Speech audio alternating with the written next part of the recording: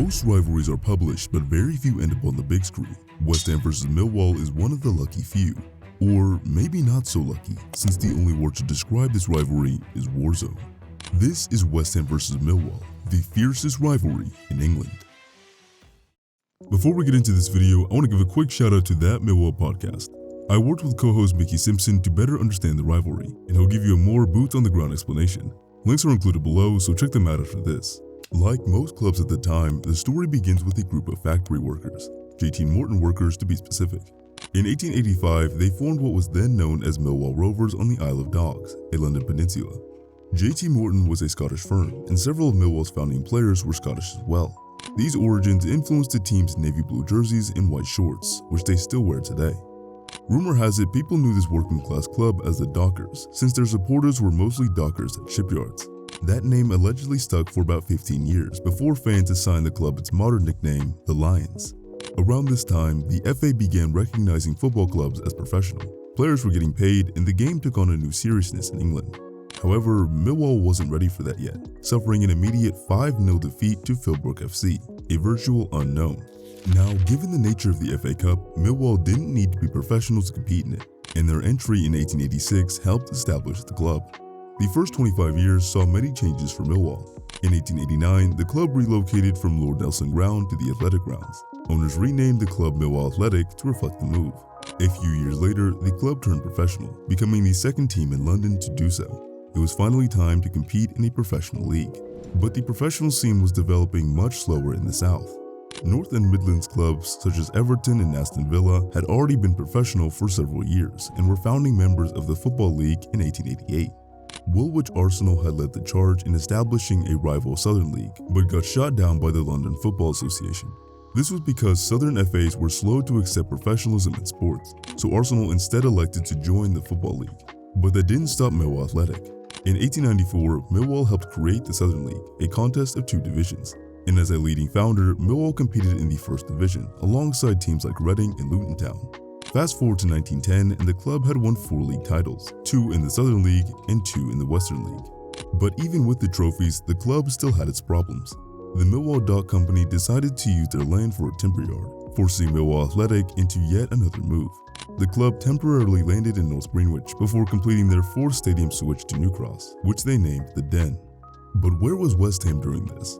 Arnold Hills, the owner of the Thames Iron Works and Shipbuilding Company, founded the club in 1895. He believed a football team would improve morale among the workers and soften their feelings towards management. And he was right. The amateur team, known then as Thames Ironworks FC, played their matches in East London, a few short miles from Millwall. And by 1898, the club had turned professional and was competing in the Southern League's 2nd division. They even won the league in their first season, moving them into the same division as Millwall Athletic. But one good season wouldn't be enough. Hills knew the club needed structural changes. So in 1900, Thames Ironworks FC was wound up and resigned from the Southern League, and it was quickly reborn as West Ham United, who opened the 1900-01 campaign with a 7-0 win over Gravesend. Both clubs were now competing in the same division of the same league, but they were already familiar with one another. So when did the rivalry start? Well, back at the beginning, go back to the late 1800s, 1899 to be precise, Millwall played West Ham and then an FA Cup where Millwall won 2-1. So you're looking at the rivalry from that moment of 1899 till about 1912. Millwall played each other around 60 times in that short period of time. That's where the rivalry and the hatred of them began. Most Millwall fans won't even wear the colours claret and blue purely because it's associated with West Ham. And then from 1912 till 2022, we've only actually played an extra 39 times. The last time we actually played West Ham was 2012, where West Ham were the victors 2-1.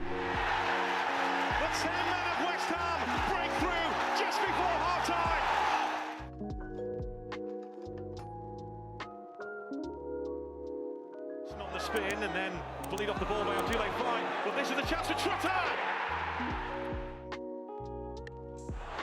Ford taken out by Foba.